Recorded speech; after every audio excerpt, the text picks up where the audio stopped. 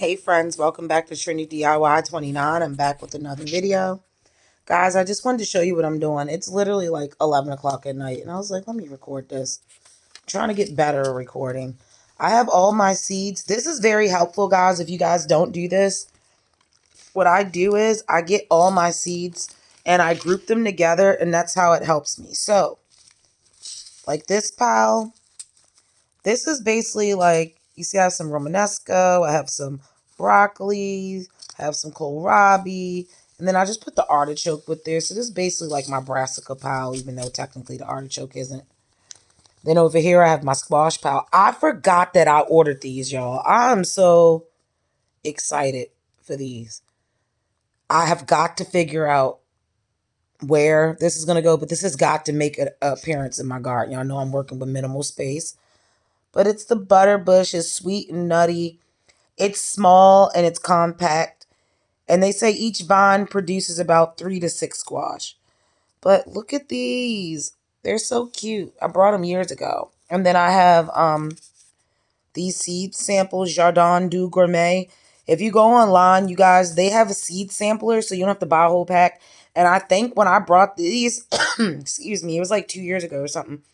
But their seed samplers 2 years ago was like 50 cents, yo. No lie, like 50 cents. And they give you a nice amount of seeds. And I have, what is this? The Cucuzzi Italian climbing squash. And then I have a sweet dumpling winter squash, which takes 100 days. So if I do plant that, I may or may not get it.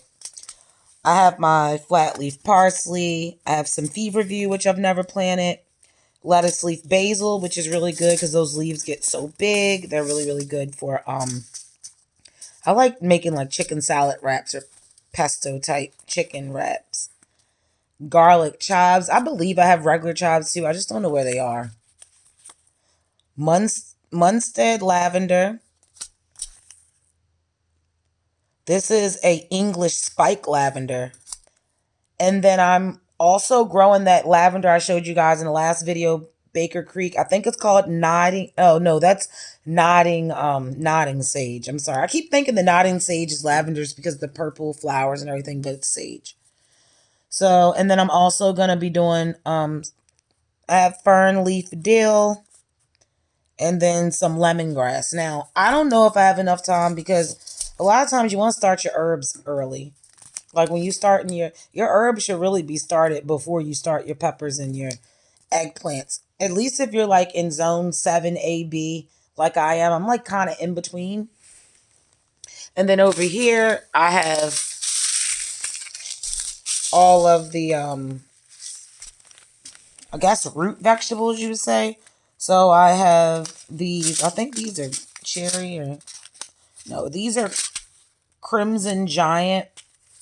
I always start my radishes too late every year, and I might get like 2, and then they get hot, and then everything dies and goes to seed. So hopefully I'm not too late again. The bull's blood beet. I have been trying to get me a good size beet for years, and I really have not ever really grown beets successfully because I'm normally late. Because I want to get those for juicing. I love using beets in my juice. I have an avalanche beet. I've never had white beets, but I believe what makes beets taste like dirt, like a lot of people say it tastes like dirt, I believe it's a compound in it called geosmin.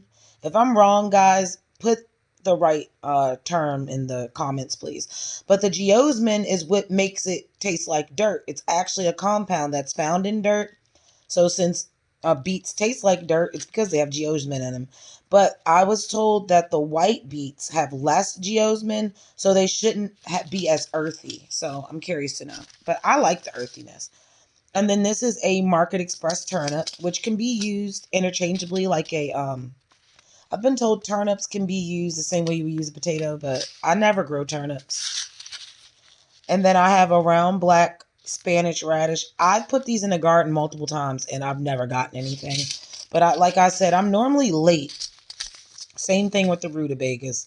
Never successfully grown a rutabaga because I'm always late. I'm so focused on my tomatoes and my peppers and my eggplants and all of the fun stuff that I use a lot that the stuff that I really don't eat like that, I just forget about it and I try to grow it the last minute and then it warms up too fast. The, what is it, Mayashigi white radish, the daikon radish. I've actually had this, I want to say in like some Asian soups and stir fries before, so I do know that I like this. So, like to try that. Am I going to grow all these? Probably not, because this is like radish and beet overload. French breakfast. This was the first radish I ever grew successfully. If you don't know if you like radishes, I always recommend grow the French breakfast. It's a very mild radish. Some more Crimson Giant. Now, this is the fastest radish I've ever found in my life. The Pink Lady Slipper. It was new for 2022. That's when I got it, the year that it came out. So I don't even know. Hopefully these seeds are still good, but they should be. Like, I've grown seeds 10 years old, 15 years old, and they grow. But the Pink Lady Slipper, guys, get this. It literally grows from seed to radish in 25 days. 25 days from seed to going out there and picking something and going in the house with it. Like, we're not talking about a lot of these stuff. A lot of the time on the back of a seed packet is talking about that amount of days from transplant size. So they're not counting it from the seed. So you got to add like an additional 2 weeks to whatever you see on a seed pack. But when it comes to radishes, since these are direct sowed, 25 days. So I'm excited. Last time, though, it did take a little bit longer than 25 days, but I did not have it in full sun. And then I have icicle short top radish, which, as you guys can see, 28 days. So I'm probably going to try to grow the icicle short top and the Pink Lady together next to each other, since they grow the same amount of time. And then these are the two carrots, guys, that I want to grow. Cosmic Purple is not that sweet of a carrot. I mainly grow it just because it's pretty. It looks good in things. It doesn't really have that much flavor. But boy, these ones, Uzbek Golden. I got these years ago when they were new on Baker Creek. These are my favorite carrots that I've grown. Sunny Yellow Carrot from Uzbekistan. They are so sweet. They are so juicy. And you guys can see they got the juice on that pack. So that's what I really want to do, is grow enough of these to get juicing. But carrots are just really hard when it comes to like where my location is now. You guys checking out my beers in the back. Like I went to an event and they let me take home beer. So that's that. I don't even really drink beer, but it was free. So I was like, I'll take it home. I got a little bar in my house. So if I have company, right here. And these are like my, like earlier I said, but like I need to get my collard started. That's a guarantee every year. I don't think these are going to grow. These are really, really old. And I think this pack got wet and dried. But this is broccoli rabe, one of my favorite vegetables. Then I'm going to grow some Swiss chard. I always grow that because it'll be one of the last things standing in your garden. Copenhagen market cabbage. I have some red giant mustard. Now, guys, just to let you know, I may not grow all of this stuff. Like, for instance, I'm not going to grow like 20 different types of radishes. I'm going to pick. Just like I'm not going to grow a whole bunch of different lettuces. But the kale, I'm definitely going to grow the dinosaur kale. I'm definitely going to grow the Georgia collards. Now, if you have a pest problem, like with insects, what do you call it, like white flies and stuff, messing with your kales or your collards, I always recommend for people to try the dwarf blue curled kale or any type of curled kale variety. Curled kale tends to not get as much pest pressure, and I think it's because the leaves are frilly, so it makes it harder for insects to lay their eggs. So they just choose to lay it on the flat leaves. So normally curled kale, you'll stand a chance with that damn, I call her a butterfly, but I think she's a moth. And I brought this last year, butterfly spinach, which is hilarious because I thought it all this time. I thought I brought butterfly spinach. But I'm just realizing this is butterfly spinach. Really do not know what the difference of this spinach and my Bloomsdale spinach that I grow every year. I don't know, but spinach is kind of fussy to grow. It could be an asshole. I'm just being honest. And if you're growing any of this stuff outside, do yourself a favor. Get the bird netting. Cover it up with bird netting because the birds will just come and take it. And these are just some fun things that I'm hoping to get started that I can tuck in between the different vegetables. So I have like this rainbow coleus, all these different colors. I tend not to buy, mixed packs because a lot of times when I buy a mixed blend of something, I always end up with all like the same one in the pack. Like I never get the variety. So unless you're going to plant the whole pack, I say stay away from blends. But if it's something that's not that important to me, like these, I'm going to grow it. These are going to be pretty. This is just a thought. I've had these seeds for so long. Morning glories, the flowers are so big and they're beautiful. But boy, do they get long, as you guys can see, 8 to 10 feet vines. I don't know what the hell I'm going to do with that, to be honest. I just want to grow it to see it. Sometimes I'll grow stuff just to see it, knowing that eventually I'm going to give its real estate to something else that may need it because this is not that important. And I believe morning glories, guys, can be poisonous. So be careful if you have pets and you grow this. But I want to see this trail and I want some like pretty flowers. I want to bring in more pollinators. I love these, the Jolly Jester marigolds. Marigolds are really good. They'll bring in some pollinators. They grow pretty fast. They don't get too big. And I like to tuck these in with different plants because the smell of marigolds, they repel insects, or so they say. But the Jolly Jester is just so fun. It looks like a circus tent.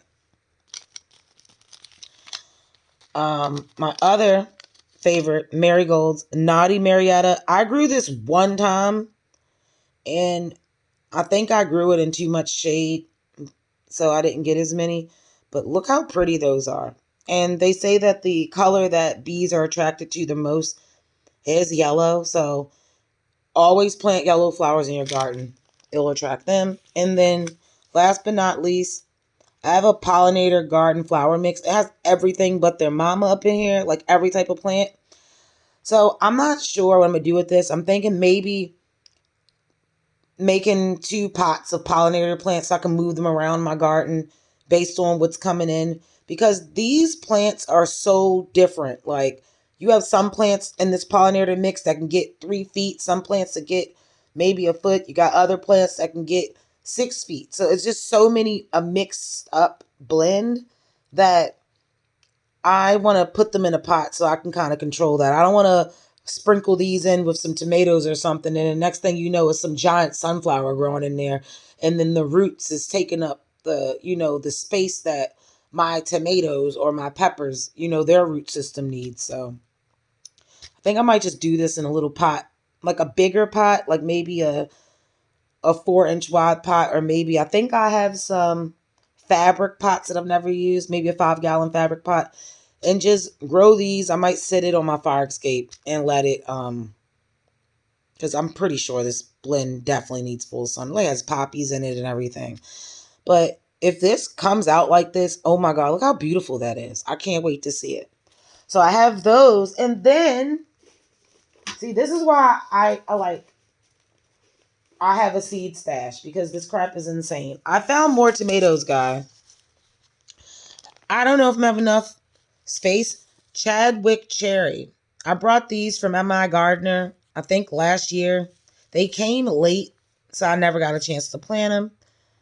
But the Chadwick cherry, they saying it means business. It's snappy. It's acidic. It's bright red. They said that it makes mind-blowing amounts. To me, I'm hoping that this is more cocktail tomato size, because I love me a good cocktail size tomato.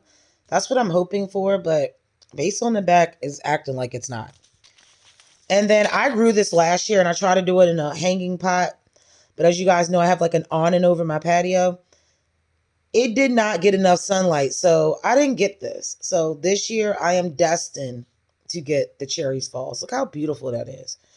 And if I can get enough grown, I'm going to sell some cherry tomato baskets at my plant sale this year. And last but not least, of course, I found more peppers, right?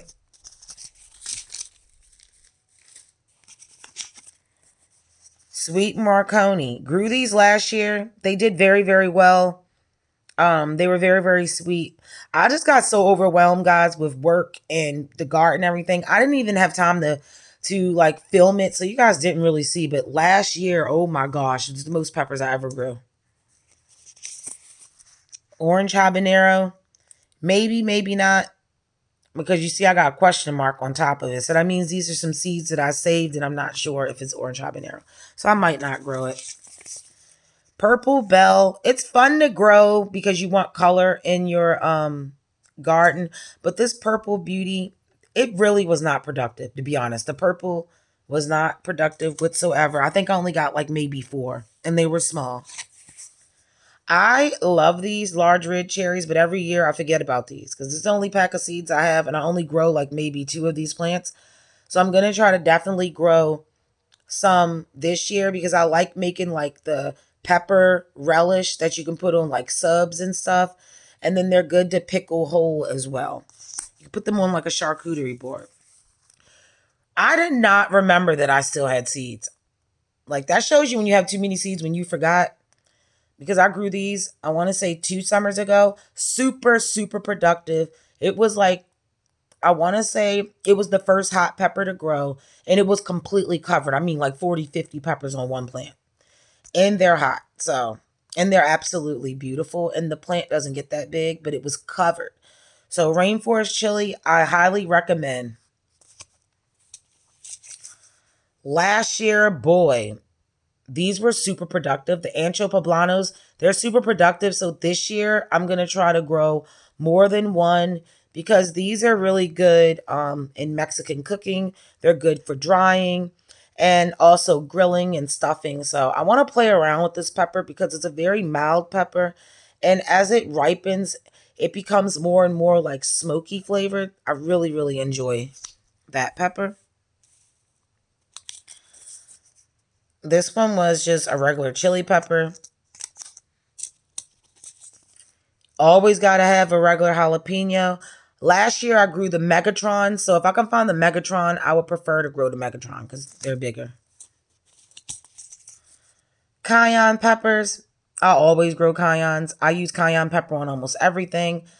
But, and my jar of dried cayenne peppers is almost empty. So I got to dry some more this year.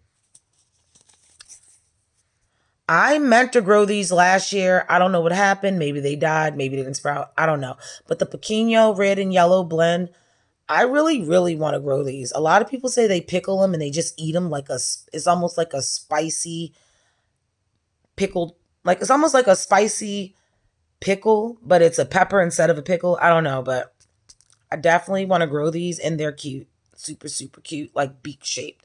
And as you guys can see, these are a lot of peppers. I might not grow all of these, but I'm going to try to grow the definite ones like the Pequeño, the ones that I've never grown before. And the Jamaican yellow mushroom pepper, I'm taking it as this is basically just a yellow version of a Scotch bonnet, but I'm not sure. But this definitely needs to be grown because I grew Scotch bonnet last year. And like I said, a lot happened. So a lot of my peppers set outside, guys, and they either rotted or they dried out. So that's basically showing you guys what I was doing. These are the plants that I'm working on.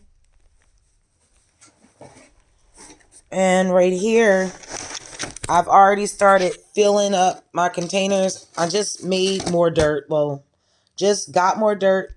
Like I tell you guys, if you're going to start your plants indoors, make sure that you're dumping boiling water onto your dirt and letting the dirt cool because that'll kill any eggs or any insects that may be in there so you don't end up with an infestation in your house if you're starting your plants on heat mats like I am.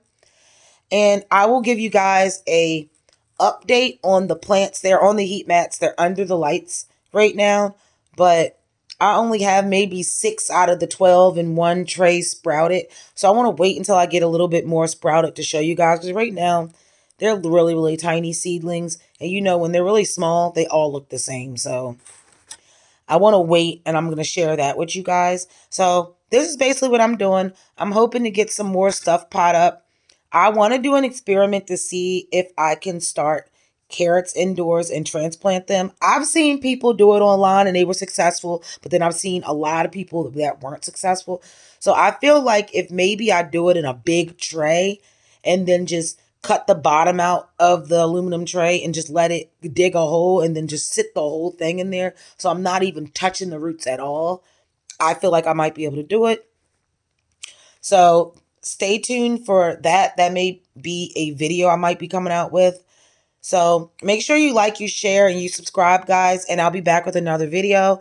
I've noticed that I've had new people looking on my channel, and I have a lot of new viewers, and I've noticed nobody is liking the videos and nobody is leaving comments. Please, guys, help me out and like the video and leave a comment. I would appreciate it.